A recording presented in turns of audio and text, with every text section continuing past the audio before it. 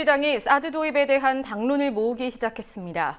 친박계 의원들이 거세게 반발하고 있지만 조만간 당론을 모아서 청와대에 전달할 방침이라고 유승민 원내대표가 밝혔습니다. 해외 자원외교 국정조사 기간 연장이 무산됐습니다. 국정조사 무용론이 국회 무용론으로까지 이어질 전망입니다. 4월 1일 뉴스K 잠시 후 시작합니다. 대한민국 돌아보면 우리들의 마음을 국민이 주인인 방송 국민TV 보이는 라디오가 탄생했습니다. 평일 저녁 시간대를 책임질 다양한 시사 프로그램,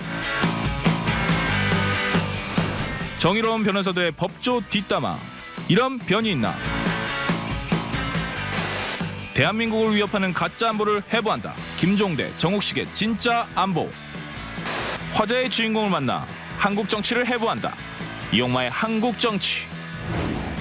뉴스와 토크를 아우르는 무개념 토크쇼 김채구의 맛있는 수다. 역사 왜곡 문제를 파헤치는 진실 프로젝트 100년 전쟁. 음악을 통한 정면 승부 신개념 뮤직 토크 DD쇼. 시청자의 눈과 귀를 사로잡는 강제 소환 방송 고퀄리티 보이는 라디오가 여러분을 찾아갑니다. 4월 6일 오후 6시 본방사수. 국민들 모두 보라.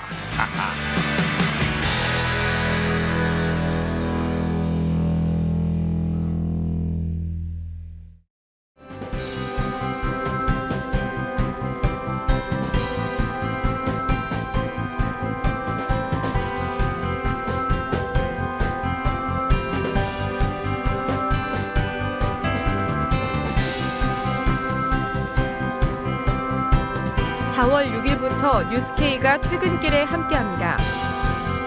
저녁 7시, 2시간 빨라진 뉴스K. 많은 시청 바랍니다.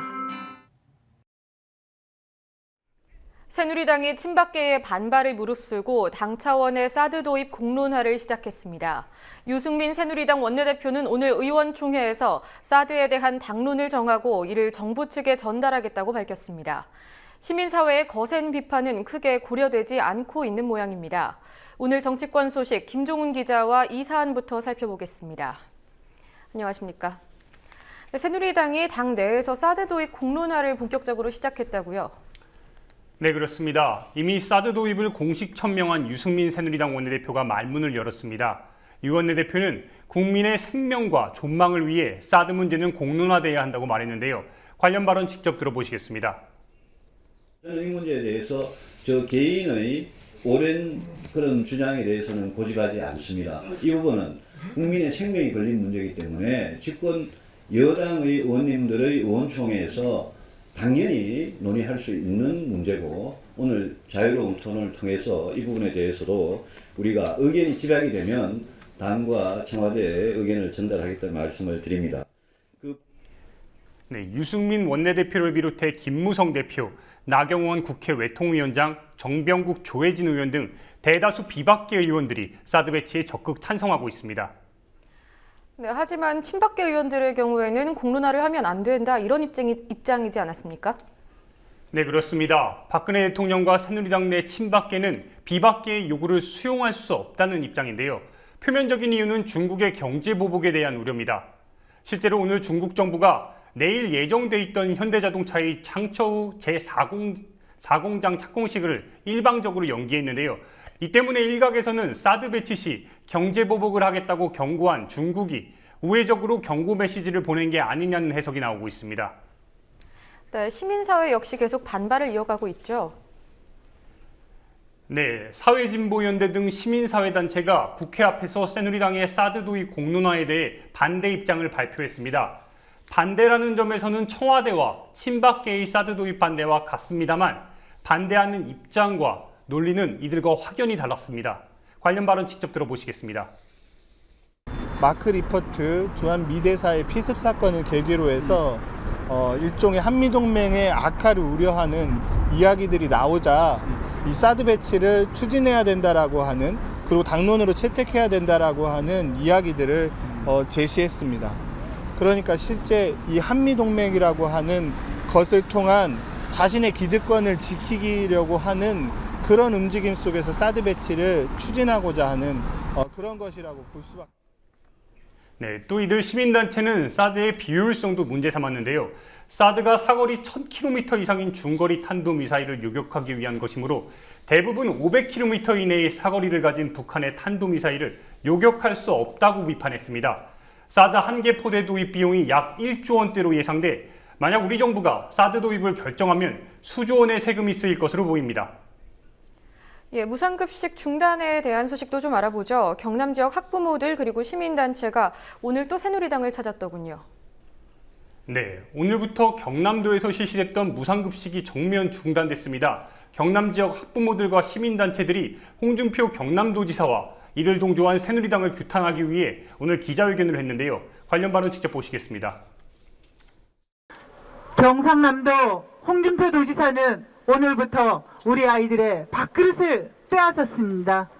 그리고 새누리당 당대표는 괜찮다고 얘기했습니다. 지금 경남에서 이루어지고 있는 우리 아이들을 밥그릇을 빼앗는 행위가 새누리당의 당론인지 물으려 이 자리에 왔습니다. 네, 이에 따라 그동안 무상급식을 받았던 경남 지역 756개 학교에 21만 8천여 명의 학생들이 급식비를 내고 점심을 먹어야 합니다. 한편 학부모들은 기자회견을 마치고 항의 서한을 전달하기 위해 새누리당에 들어가려 했습니다. 하지만 이번에도 경찰들에 의해 막혔는데요. 이 과정에서 새누리당은 당직자 1명만 내려보내 학부모들의 빈축을 샀습니다. 예, 그리고 홍준표 경남지사가 반대하는 학부모들을 종북 세력으로 몰아서 논란이 됐던 것 저희도 보도를 해드렸는데 이에 대해서 반대의 목소리가 계속 이어지고 있더군요. 네, 그렇습니다. 경상남도가 지난 30일에 발표한 내용입니다. 경상남도는 대변인 브리핑을 통해 홍 지사의 결정에 반대하는 친환경 무상급식 지키기 경남운동본부는 반국가적 종북활동으로 해산된 통합진보당의 전신인 민주노동당 간부 출신 등이 대표를 맡고 있는 종북좌파 정치 집단이라고 평가했습니다. 그러나 경남도가 비판한 단체는 지난해 11월 150여 개 지역단체가 무상급식 예산을 지키기 위해 이렇게 모여서 만든 학부모들과 시민들의 단체입니다. 전체 행위를 종북으로 본다. 그리고 거기에 동의하는 학부모와 도민마저도 종북으로 본다. 이건 아니죠. 자신의 정책을 지지하지 않는다면 그럼 저희들은 경남 도민 아니란 말입니까? 최소한 도지사로서 해야 될 일이 있고 하지 말아야 될 일이 있는데 이건 금도를 넘었다고 봅니다.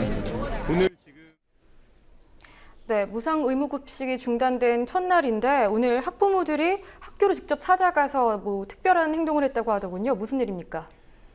네, 오늘 경남 진주의 한 초등학교에선 학부모들이 운동장에 커다란 솥과 식자재를 들고 점심을 직접 준비했습니다.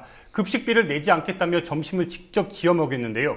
천막 옆에는 밥상머리에서 받은 서름 평생 간다, 의무급식 시행하라는 현수막이 걸려 홍준표 지사의 무상급식 중단 결정에 항의했습니다. 학부모들은 내일도 밥짓기 행사에 나섭니다. 예, 세월호 참사와 관련된 부모들의 농성도 이어지고 있습니다. 유가족들이 비가 오는데도 비닐을 덮고 노숙농성을 이어갔다고요? 네, 어제 고 김유민 양의 아버지 김용호 씨가 광화문 농성장에서 세월호 정부 시행령이 폐기될 때까지 농성을 이어갈 것이라고 밝혔는데요. 실제로 세월호 참사 유가족들은 광화문에서 밤새 비를 맞으며 노숙농성을 이어갔습니다.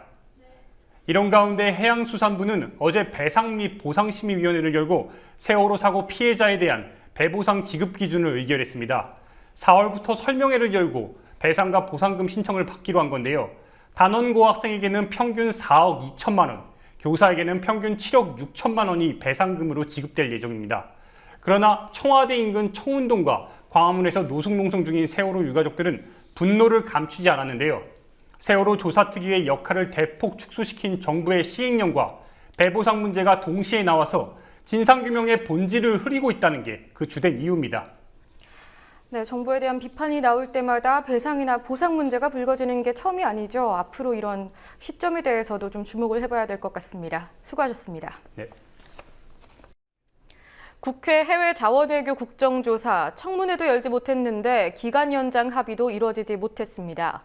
요람만 떨고 끝난 세월호 참사 국정조사, 민간인 불법 사찰 국정조사의 전철을 밟게 됐는데요. 잇따르는 국정조사 무용론이 국회 무용론으로까지 번지고 있습니다. 권현주 기자가 보도합니다. 해외 자원외교 국조특위가 청문회를 단 한 차례도 열지 못한 채 끝나게 됐습니다. 국조특위 여야 간사는 오늘 증인 대상과 활동 기간 연장을 위해 막판 협상에 나섰지만 끝내 합의에 이르지는 못했습니다. 특히 이번 국정조사는 활동 초반부터 증인 대상을 놓고 공방이 치열했는데 결국 끝날 때까지 해법을 찾지 못하고 시간만 버렸습니다. 앞서 청문회를 열지 못한 채 활동을 종료한 세월호 진상규명을 위한 국조특위의 전철을 밟는 게 아니냐는 우려가 현실로 드러난 셈입니다. 국정조사는 1987년 개헌 이후 현재까지 총 22차례 실시됐지만 이 중 결과보고서가 채택된 것은 8차례에 불과합니다. 조사를 통해 파악한 문제점을 밝히고 해결 방안을 제시하는 결과보고서가 여야 정쟁에 묻힌 겁니다. 19대 국회에선 7일 자동 종료될 자원외교 국조를 포함해 총 6차례의 국정조사가 열렸습니다.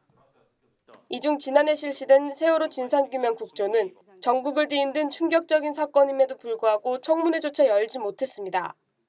2013년 국정원 대선 개입 의혹 국조는 청문회는 열었지만 결과보고서 채택에는 실패했습니다. 2012년 민간인 불법 사찰 국조는 16개월의 활동 기간 동안 단 2차례의 회의만 열어 최악의 국정조사로 남게 됐습니다. 이처럼 국회 국정조사가 거듭 빈손으로 끝나자 국조 무용론이 또다시 제기되고 있습니다. 국정조사는 주로 민감한 현안을 다루기 때문에 정쟁에 휘말리는 경우가 많고 강제적인 조사권이 없다는 한계가 우선 지적됩니다. 주로 이제 정부 정책, 주요 정책들이나 아니면 과거 정부 정책들을 이런 것들이 조사 대상이 되다 보니까 정쟁이 좀 되는 부분이 있는 것 같아요. 그래서 여당 의원들은 좀 감싸기식으로 많이 하기도 하고 그래서 이 때문에 주로 조사 대상이 되는 정부가 야당의 자료 요구에 응하지 않거나 여당이 목리를 부려도 강제할 수단이 사실상 없습니다.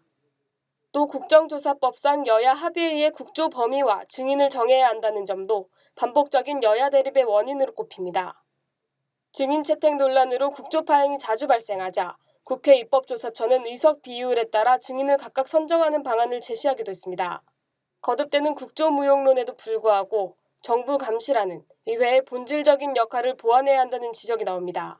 지금 현재 국정조사가 시민들이 보기에는 매우 실망스럽고 좀 피로감도 높지만 그럼에도 불구하고 의회가 가진 조사권은 잘 활용할 수 있도록 하는 방안을 좀 같이 좀 고민하는 게 좀 필요하죠.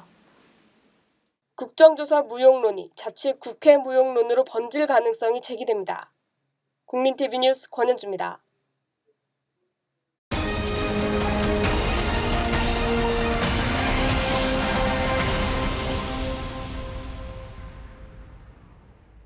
경제사회발전 노사정위원회가 활동 시한을 넘긴 오늘 막판 대타협을 시도하고 있습니다. 쟁점은 비정규직 계약기간 연장과 일반 해고 요건 완화 등의 사안입니다. 한국노총이 수용 불가 사항으로 밝힌 것들이기도 하지요. 노동계와 정재계의 입장이 첨예하게 대립하고 있는 가운데 노사정위 논의 안건을 계약으로 규정한 민주노총은 총파업 결의를 강조했습니다. 강신혜 기자입니다. 노사정위원회가 주요 쟁점에서 이견을 좁히지 못하면서 마감 시한이었던 어제까지 결국 합의에 이르지 못했습니다. 노사정위는 어제 오후부터 오늘 새벽까지 근로시간 단축, 통상임금 등 3대 현안과 비정규직 문제, 해고 요건 완화 등에 대해 논의했지만 합의서 작성에는 실패했습니다. 가장 입장차가 큰 쟁점은 해고 요건 완화입니다.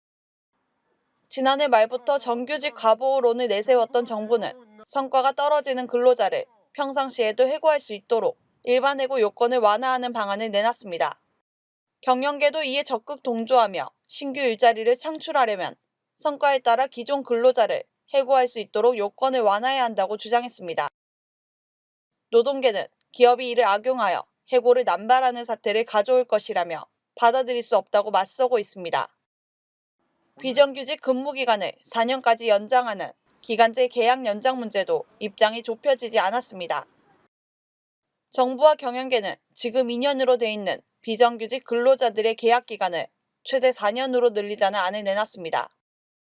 이에 노동계는 비정규직 일자리가 늘고 기존 정규직 일자리마저 비정규직화될 수 있다며 강력히 반발하고 있습니다.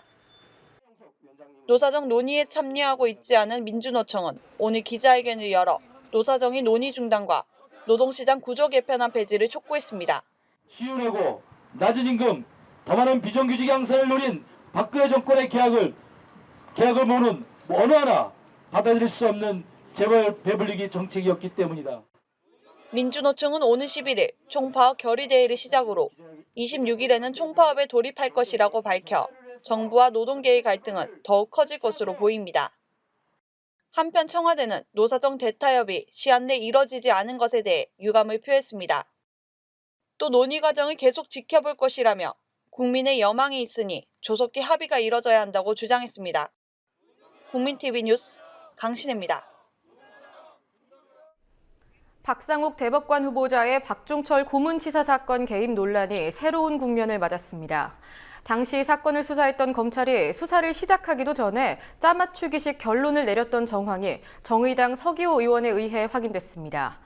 서 의원은 이른바 막내 검사라서 할 수 있는 게 없었다는 박 후보자 측 주장을 반박하면서 인사청문회를 열 필요성이 없다고 강조했습니다. 김현주 PD가 서기호 의원을 만나봤습니다. 이제 거기도 자세한 내용 없으니까. 네네. 그 정보 보고처럼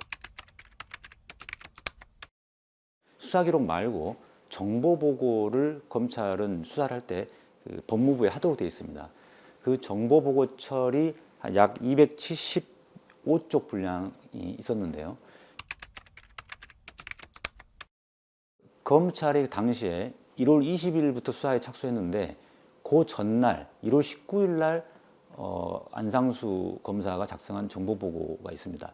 여기에는 9시에 경찰로부터 구속영장을 비공식적으로 입수했다. 그러니까 여기서 비공식 입수라는 표현이 굉장히 중요한데요. 그 다음에 신창원 부장검사가 거기에 대해서 수정 지시를 하는데 치안본부 발표와 치안본부 발표를 참조해서 수정하라라는 지시를 했다. 이 내용이 들어있거든요. 검찰이 경찰의 구속영장을 지휘할 수는 있습니다. 이렇게 보완 지시를 하고. 하지만 그런 것들이 다 공식적으로 이루어져야 되는 것이거든요. 공식적으로 접수가 되고 거기에 대해서 보완 지시를 내리고 다시 재접수를 하고 이래야 되는데 이거를 다 일체를 비공식적으로 했다는 것이죠. 그 다음에 치안본부 발표 맞춰라. 그 당시 실제로 10시에 치안본부에서 기자회견이 있었는데요. 그거 자체가 뭘 의미하냐면 경찰이 그 고문 축소 은폐를 했기 때문에 검찰은 몰랐다. 이런 말이 성립되지 않고 검찰이 경찰과 한 몸을 이루어서 그 축소 은폐하는데 가담했다라는 증거가 되는 것이죠. 검찰이 수사 착수하기 전에 하루 전에 이미 확정된 사실관계 이렇게 해가지고 경찰에서 두 명이 고문했다. 그 다음에 상급자나 교사 방조한 사람은 없다. 이런 형태로 확정을 지어버린 거죠. 그러니까 이거 자체가 이미 검찰이 수사 의지가 없었다라는 것이 증명이 되는 겁니다. 경찰의 상급 조직이죠. 경찰이 고문한 사건을 경찰에게 수사를 맡긴다. 이게 말이 안 되는 거죠. 그런데 검찰이 그 당시에 경찰, 즉 치안본부가 수사하도록 지휘를 했습니다. 이거 자체가 경찰이 그 고문의 축소 은폐를 하도록 이제 도와준 꼴이 되는 셈이죠. 본인은 이제 말단 검사였기 때문에 특별한 권한이 없었다 이렇게 생각을 하면서 좀 억울하다. 자기보다 위에 상관이었던 신창원 부장검사는 헌재 재판관이 됐고 또 안상수 검사도 뭐 정치인으로서 성공을 했고 그런데 왜 나만 가지고 그러냐 뭐 이런 논리인 것 같아요. 그렇긴 한데 우리가 수사팀이 구성되면 그 수사팀은 다 하나의 일체로서 움직입니다. 그래서 설령 이분이 4년차 검사로서 좀 말단이라 하더라도 자신이 고문 경찰 2명 중에 한 명인 강진규를 전담해서 수사를 했고 나중에 추가로 밝혀졌던 3명에 대해서도 참고인 조사를 직접 했습니다. 그 정도로 이 수사에서 중요한 역할을 했었습니다. 시당초에 이 박성호 후보자는 청문회를 할 필요가 없었던 분입니다. 왜냐하면 역사적으로 증명이 된 사건, 거기에서 축소, 은폐, 부실 수사의 일원이었던 분이기 때문에 그 자체로 대북간 후보자가 자격이 없고 청문회라도 해야 되지 않느냐라는 것 때문에 지금 어쩔 수 없이 여기까지 오게 됐습니다. 이건 굉장히 유감인데요. 기왕에 청문회를 하기로 했으니 청문회 과정에서 제가 철저하게 검증을 해서 이 박성호 후보자가 대북간 후보자로서 자격이 없다는 점을 철저히 검증을 해서 밝히도록 하겠습니다. 함께 만드는 언론 미디어 협동조합 여기는 국민TV 함께 만드는 언론 미디어 협동조합 여기는 국민TV.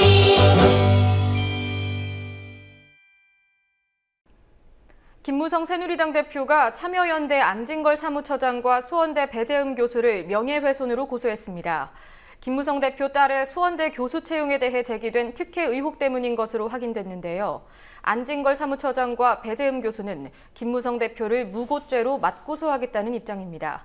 오늘 뉴스리뷰 조아라 기자와 이 소식부터 짚어보겠습니다. 안녕하십니까? 네, 김 대표의 고소 소식이 어떻게 확인된 겁니까? 네, 지난해 12월 말에 김무성 대표가 두 사람을 명예훼손으로 고소했다고 합니다. 오늘 검찰에서 조사받으란 내용의 전화를 받았다고 안 처장과 배 교수는 정했습니다. 네, 뒤늦게 확인이 된 건데 고소를 한 이유는 뭐죠? 네, 검찰이 정확한 이유는 밝히지 않았지만 김무성 대표 딸이 수원대 특혜 의혹과 관련된 것이라고 안 처장은 밝혔습니다. 김무성 대표의 딸은 2014년 8월에 수원대 전임 교수로 채용됐는데요. 참여연대는 지난해 6월 해당 교수가 수원대 전임 교수로 채용된 것을 대가로 그의 국정감사에서 김 대표가 이인수 수원대 총장의 증인 채택이 무산되도록 압력을 행사했다는 의혹을 제기한 바 있습니다. 김무성 대표가 이걸 문제 삼은 겁니다. 네, 안 처장과 배 교수는 어떤 입장입니까? 네, 김 대표 고소에 대해 매우 강경한 입장을 보이고 있습니다. 들어보시겠습니다. 아직 조율 중에 있습니다. 조사를 거부할지 김무성이는 소환조사도 안 오고 지금 저희들만 소환하는 거잖아요. 네네. 네. 그러니까 그건 저희도 생각을 해봐야죠. 조사를 거부할지. 우리 교육 차원에서는 일단 부당한 인사, 면접 점수가 60%, 네. 연구 업적이 40%요. 이런 식으로 해서 그 불공정한 그런 업적 평가 이런 문제는 제기를 했어요. 그리고 그 사람이 그 경력도 그렇게 짧고 특별히 그 우수한 그 업적, 연구 업적 이런 것도 없는데 그 또 나이가 만 30에 네. 이렇게 채용한 거, 이건 여러 가지 문제가 있다. 우린, 무혐의가 되면은, 이건 무고 혐의로 오히려, 김무성 의원을 좀, 한테 저거 해야 되지 않나, 이런 생각도 들고. 네, 다음 소식 보겠습니다. KBS가 이른바 일베기자 논란을 불러일으킨 수습사원을 정식으로 채용했다고 하는데 네. 기자가 아니라 비보도 부서라고요. 네, 정책기획본부 남북교류협력단에 발령됐습니다. 프로그램 상호 제작에 도움을 주고 북한 관련 정보를 수집하고 연구하는 곳입니다. 그 인원이 많지는 않은데요. 기자나 연구원 등 다양한 직종의 사람들이 있다고 합니다. 취재나 제작의 업무는 하지 않는 곳입니다. KBS가 이렇게 정식 채용한 이유는 뭡니까? 네, KBS는 어제 수습사원 평가 결과가 사규 기준을 벗어나지 않았고 외부 법률 자문에서 임용을 취소하기 어렵다는 결과가 나왔다고 해명했습니다. 앞으로 채용과 수습 제도에 대한 개선책을 마련할 것이라고도 밝혔는데요. 대법원 판례, 채용 공고, 인사 규정 등을 검토한 후에 채용을 했다는 겁니다. 네, 그러니까 KBS 측 입장대로라면 채용 공고나 인사 규정에는 아무런 문제가 없다 이런 것 같은데 어떤 내용입니까? 네, 우선 지난해 채용 공고를 보시면요. 최종 합격자는 3개월 동안 수습 직원으로 임용되고 공사가 부여하는 직무를 행하며 수습 기간 종료 후 소정의 심사를 거쳐 적격자에 한해 임용한다고 나와 있습니다. 그리고 KBS 경영진 측이 말한 KBS 인사 규정 시행 세칙을 보겠습니다. 수습 평가 결과가 평균 60점 이하인 자, 수습 평가자가 수습을 연장할 필요가 있다고 평가한 자, 공사의 명예를 훼손하거나 공직자로서의 품위를 손상한 자에 해당한 자는 중앙인사위원회의 심의를 거쳐 3개월 이내 범위에서 수습기간을 연장하거나 임용을 취소할 수 있도록 되어 있습니다. 심사를 거쳐 공직자로서 품위를 손상한 자에 해당한다면 임용을 취소할 수 있도록 규정되어 있습니다. 네, 대법원 판례의 경우는 어떻습니까? 네, KBS 인사규정 시행세칙을 근거로 보면 대법원은 개인이 품위유지 의무를 위반해서 징계를 당한 경우 넓은 재량권을 인정하는 경향을 보이고 있습니다. 채용 공고에 나온 적격자 그리고 시행세칙의 품위 손상이라는 표현이 좀 추상적인데 인사권자의 재량의 여지가 크다는 뜻이기도 합니다. 종합적으로 보면 KBS 경영진의 주장처럼 수습기자를 채용해야 할 구속력이 있다거나 강한 의무가 보기는 어렵습니다. 예, 하지만 그 재량권에 의해서 정식적으로 채용을 했고요. 임용 취소 또 그 외에 다른 방안은 어떤 게 있었습니까?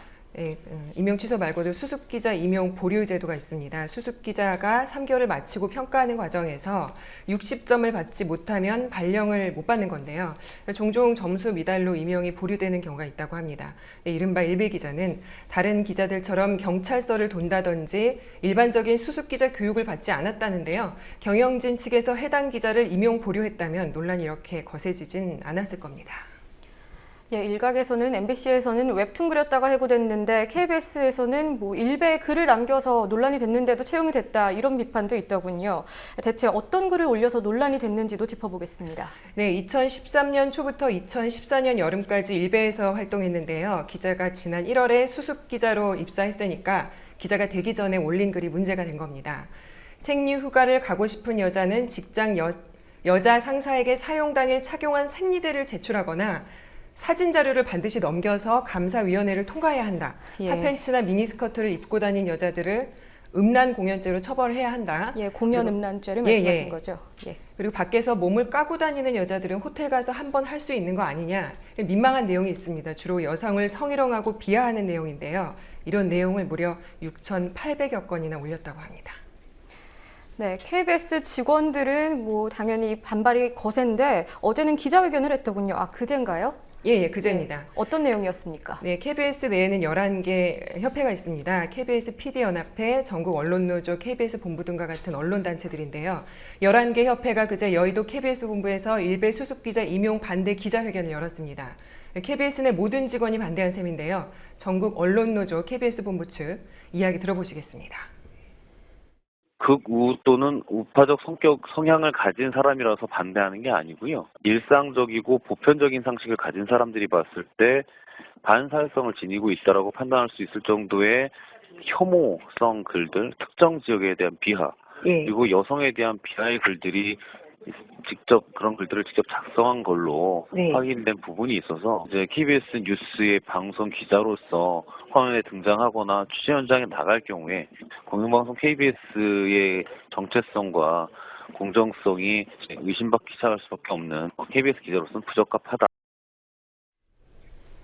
네, KBS PD협회의 경우에는 KBS 사장 퇴진 운동까지 할 수 있다 이렇게 밝혔다고 하더군요. 네, 관련해서 안주식 KBS PD협회장의 오늘 방송 인터뷰 내용 들어보시겠습니다. KBS 경영진의 낮은 여성에 대한 시각, 이 부분이 굉장히 핵심적인 사건을 초래했다고 보고요. 예. 이 부분을 KBS는 11월 말에 새로운 사장의 신임 절차 과정이 남아있거든요. 예.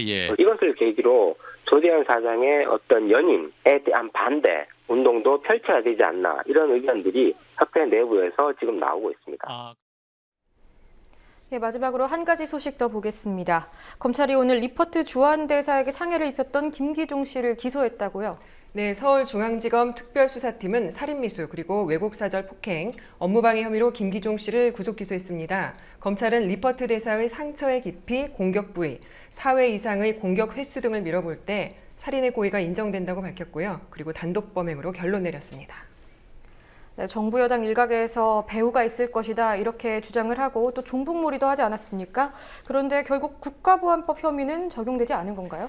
네, 검찰은 증거 불충분으로 국가보안법 혐의는 적용하지 못했습니다. 수사 초기 박근혜 대통령과 새누리당이 배후 세력 엄벌 방침을 밝혔었죠. 종북 세력과 연관성을 제기하기도 했었고요. 검찰의 오늘 발표에서도 국보법 위반 혐의에 대해 추가로 기소 방안을 검토하겠다고 으름장을 놨습니다. 하지만 쉽지는 않을 것으로 보입니다. 예, 여기까지 듣겠습니다. 수고하셨습니다. 적자를 못 이겨 폐관했던 대구 동성 아트홀이 한 달여 만에 다시 문을 열었습니다. 장구경이 거짓말처럼 생을 마감했던 날에 거짓말처럼 돌아오는 동성 아트홀을 보여주고 싶었다.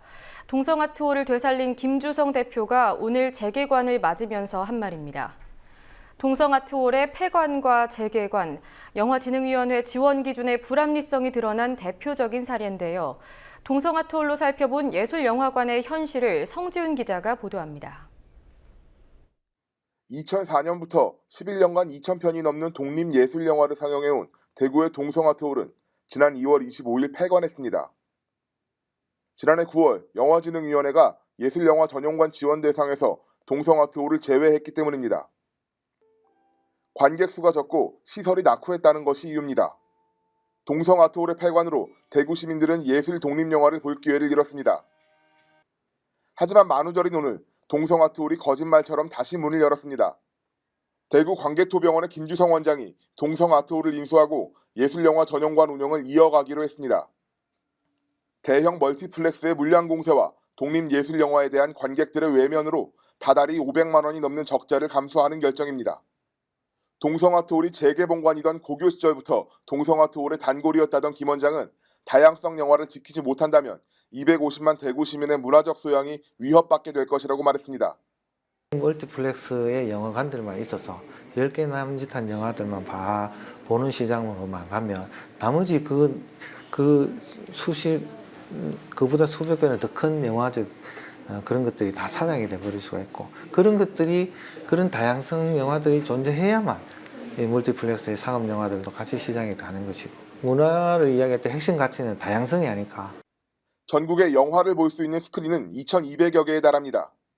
하지만 이중 독립영화를 상영하는 전용관은 20개 남짓에 불과합니다.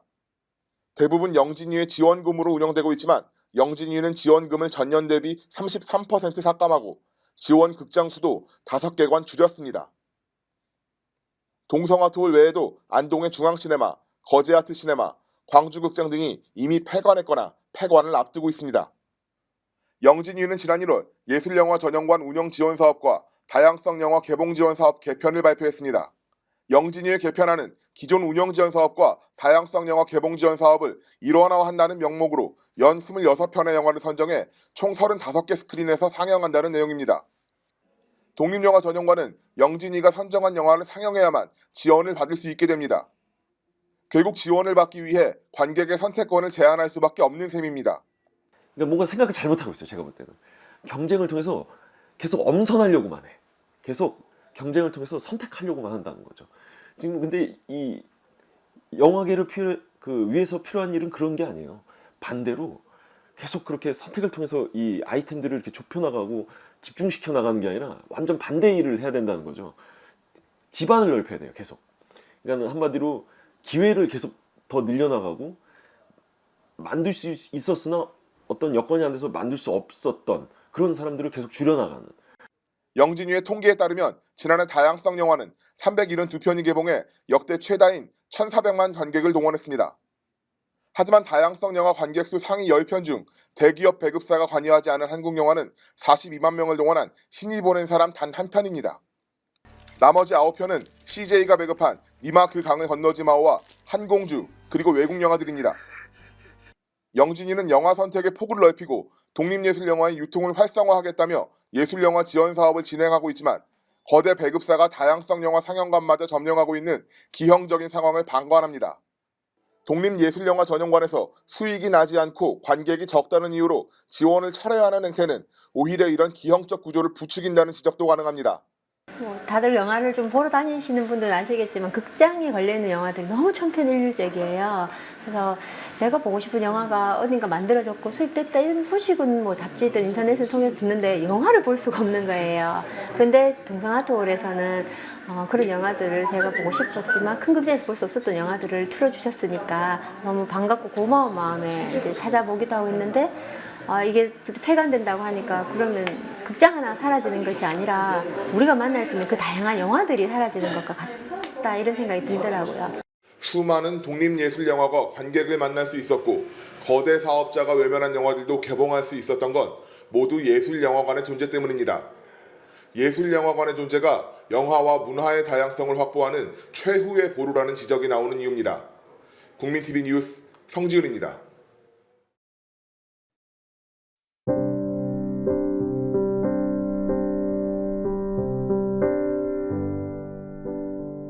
세상 잊고 싶어지면 밭으로 갑니다.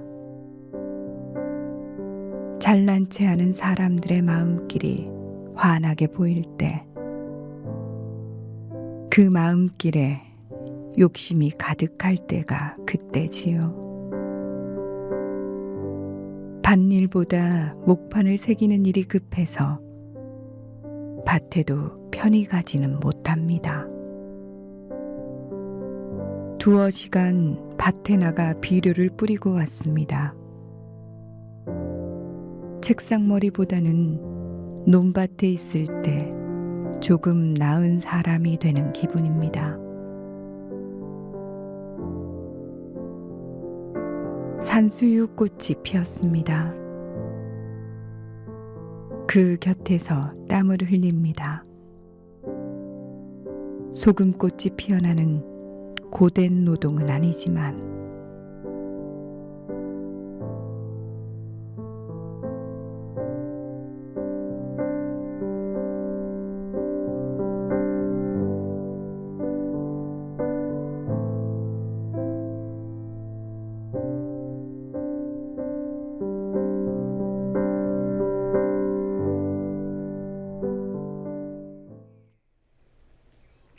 오는 4일 오후 3시부터 2015년 조합원 협동조합 교육이 시행됩니다.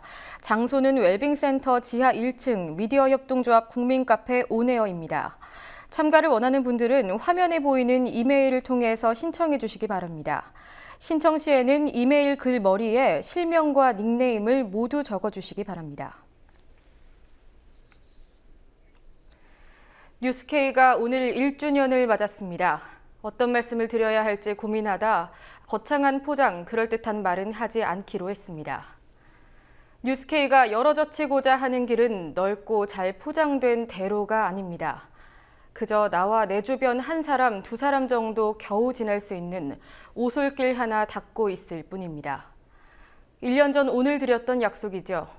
좁은 오솔길 하나 언제 뚫리나 고대하셨을 분들께 솔직한 고백을 전합니다. 오솔길을 닫기 위해서 얼마나 더 오랜 시간이 걸릴지는 약속드릴 수 없습니다. 다만 길내기에 눈이 멀어서 부실 공사하지 않겠다고 소박한 약속 하나 더 하며 오늘 뉴스 마치겠습니다. 저는 내일부터 이틀간 휴가를 가게 됐습니다. 그 기간 동안 김종훈 기자가 뉴스K 앵커로 인사드릴 예정입니다. 4월 1일 뉴스K는 여기까지입니다. 시청해주신 여러분 고맙습니다.